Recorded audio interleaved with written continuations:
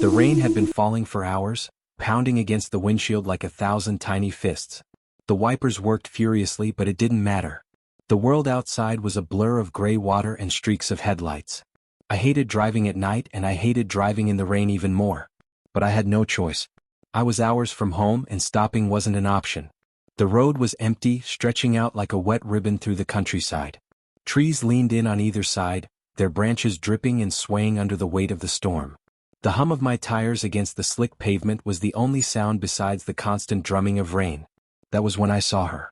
At first, it was just a shape on the side of the road, pale, small, and almost hidden in the storm. My headlights caught her for only a moment, but it was enough. A woman, standing still in the downpour. My stomach tightened. She wasn't waving. She wasn't moving at all. She just stood there, head slightly bowed, her soaked hair clinging to her face. Every part of me screamed to keep driving. This was the kind of thing that only happened in horror stories, the kind of thing people warned you about. But guilt gnawed at me.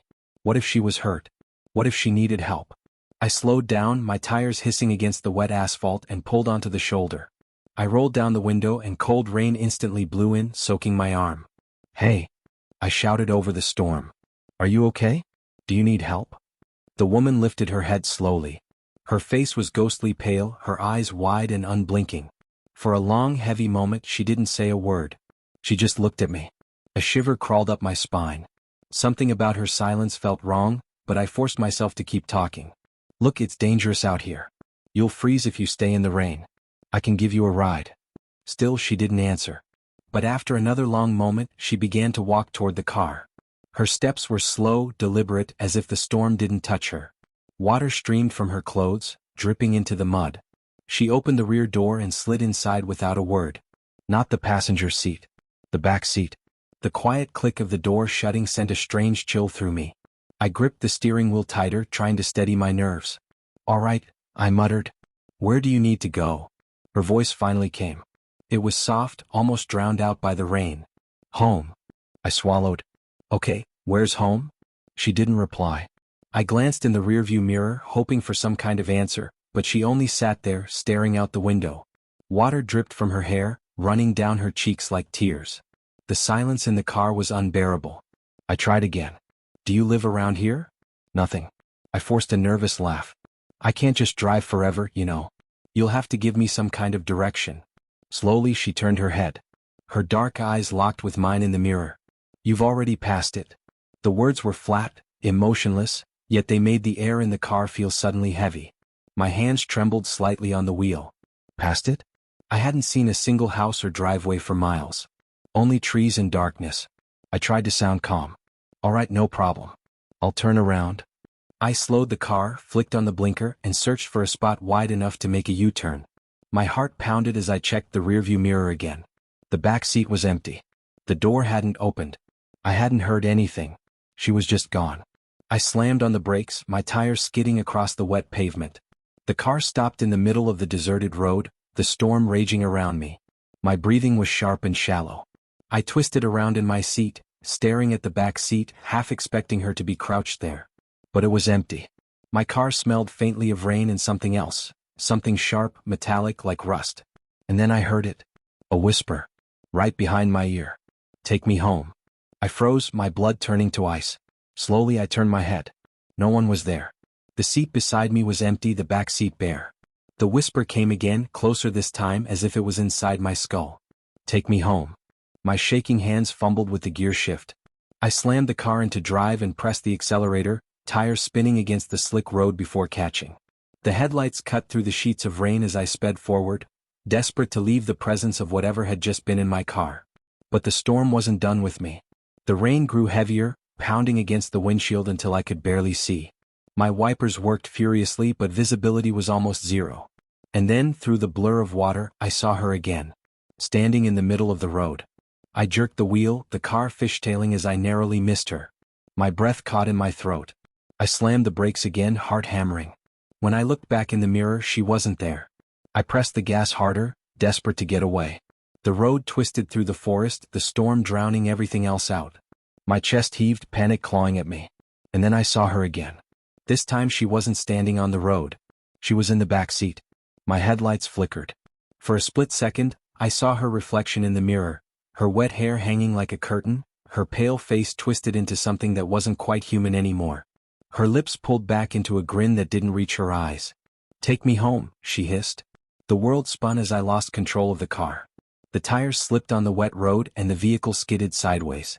Trees loomed, headlights flashing across dripping branches, before the car finally screeched to a halt in the mud.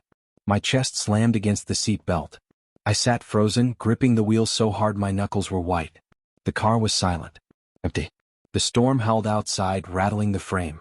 I forced myself to look into the mirror one last time. Nothing. The back seat was empty again. But the whisper, soft and cold, brushed against my ear one final time. "You're already home." If you enjoyed these terrifying rainy night horror stories, make sure to hit the like button, share this video with your friends, and subscribe to the channel for more chilling stories every week. And don't forget to turn on the notification bell, so you never miss a scare.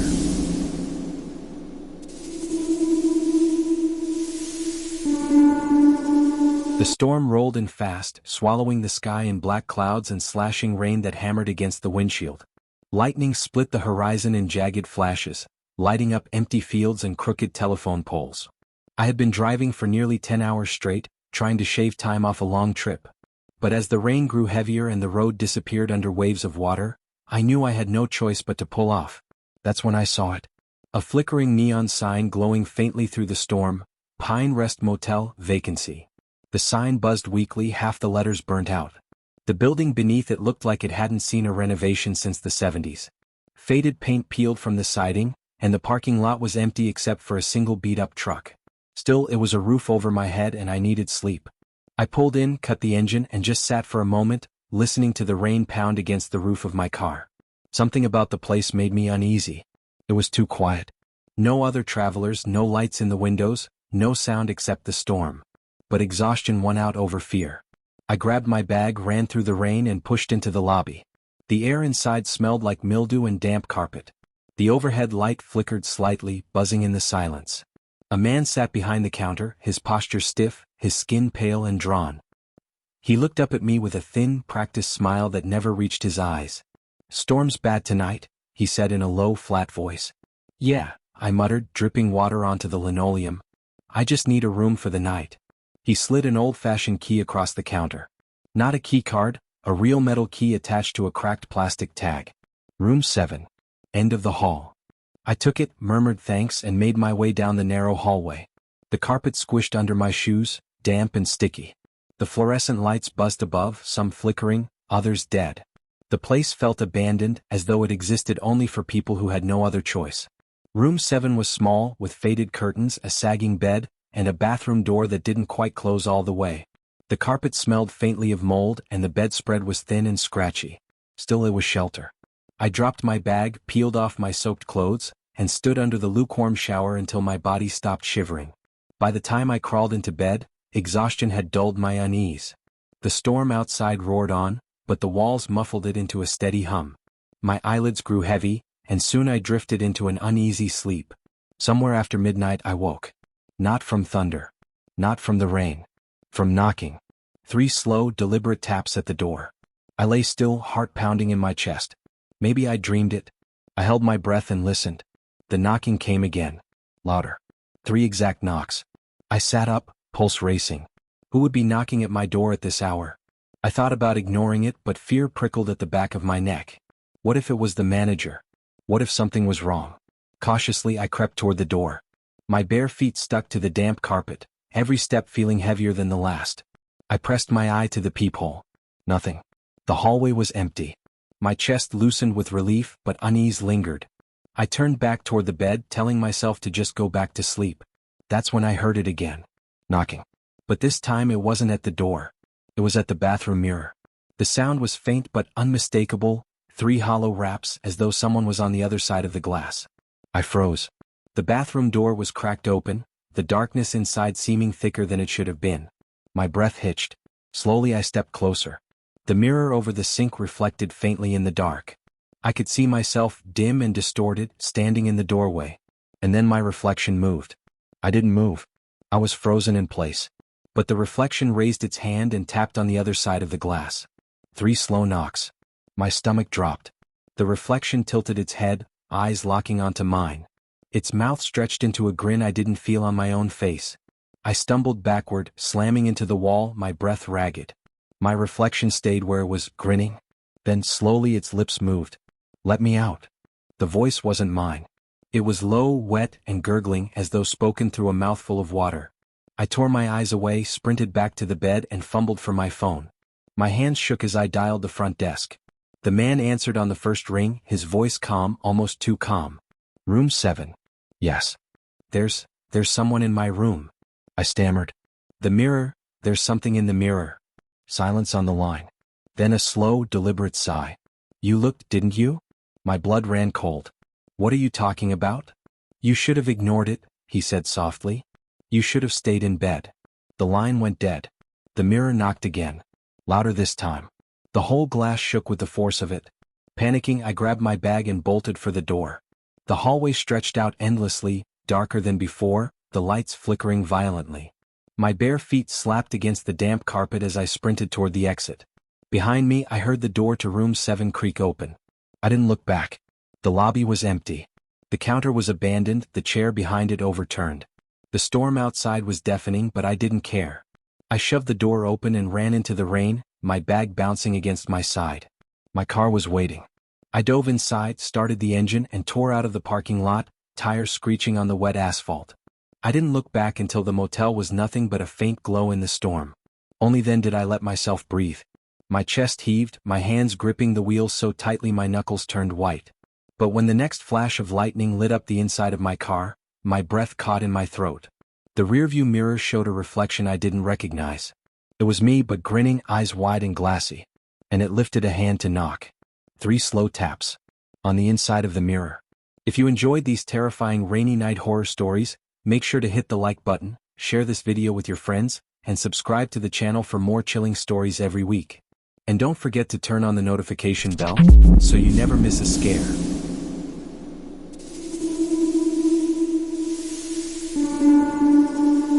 There's a road outside my hometown that no one likes to drive after dark. It cuts through miles of forest, no houses, no lights, no signs of life. The old folks always warned us, don't take Highway 6 at night, especially if it's raining. They called it cursed. Some said people disappeared. Others swore they saw things no human should ever see. For years I thought it was just a local legend. Something to keep teenagers from racing down the highway at night. But then, one stormy night, I found out why the stories existed. The rain was relentless, hammering down so hard the wipers barely made a difference. My headlights cut through sheets of water, lighting up only a few yards ahead before everything dissolved back into blackness. I had been driving for hours, desperate to get home after visiting a friend in another town. The backroads were supposed to save me time, but instead they dragged me straight into hell. That's when I saw him. A figure standing in the middle of the lane. I slammed the brakes, tires screeching on the slick pavement, my car skidding sideways before stopping just inches away. My chest heaved, my heart thundering against my ribs. The figure didn't move. He was a man, drenched from head to toe, clothes plastered to his body. Water streamed down his pale skin, his hair hanging in wet strands across his face. He didn't raise a hand, didn't shout, didn't react at all. He just stood there staring at me. "Jesus Christ," I muttered, fumbling for the horn. I blasted it, the sound echoing through the storm. The man slowly lifted his head. His eyes met mine, wide, lifeless, dark holes that seemed to swallow the light. He opened his mouth as if to scream. But no sound came out. Just a gaping silence that made my skin crawl. I threw the car into reverse, backing up with shaking hands. When I looked forward again, he was gone. The road was empty. I sat there, trembling, gripping the wheel so tightly my knuckles turned white. Maybe I imagined it. The rain, the fatigue, maybe I was seeing things. I shook my head, trying to convince myself it was nothing, and pressed the gas. The car lurched forward, headlights slicing through the storm. But I didn't get far. Barely a mile down the road, my headlights flickered. For a split second, the world went dark. And when the beams came back, he was there again. The rain-soaked man. Standing in the middle of the lane. I swerved violently, the car fishtailing on the wet asphalt. My heart pounded in my throat as I corrected the wheel, narrowly avoiding the trees that loomed on either side. My breath came in ragged gasps. "No, no, no," I muttered, forcing myself to keep driving. Every curve, every stretch of road, he was there. Sometimes standing still, sometimes closer, sometimes farther. But always watching. Always waiting. I drove faster, the speedometer climbing, the storm blurring everything into streaks of water and lightning. My hands shook on the wheel, my whole body tense. But no matter how fast I went, I couldn't escape him. Finally, desperate, I spotted a faint glow ahead, a gas station. Relief surged through me. Civilization. Safety. I pulled into the lot, my tires splashing through puddles. The fluorescent lights buzzed overhead, casting pale halos in the rain. I stumbled inside, soaked with sweat despite the storm outside. The attendant, an older man with deep lines in his face, looked up from behind the counter. "Hell of a night," he said, eyeing me carefully. "You don't know the half of it," I gasped. There was someone on the road. A man. Drenched. Just standing there. The attendant's expression darkened. He leaned forward slightly, lowering his voice. "You saw him, didn't you?" My stomach dropped. "What do you mean?" "The rain-soaked man," he whispered. "He follows travelers on nights like this. My father saw him. My brother too. Always on nights like this." I swallowed hard, my skin crawling. What does he want?" The attendant's eyes shifted to the window, to the sheets of rain cascading against the glass. His voice was grim. "If you've seen him once, you'll see him again. And if he ever catches up to you, you won't be leaving this highway alive." Lightning split the sky, flooding the room with white light. For a fraction of a second I saw him. The rain-soaked man. Standing at the edge of the gas station lot, staring in. I stumbled back, my heart hammering. "He's here," I shouted. The attendant's face went pale. He whispered, "Then it's already too late."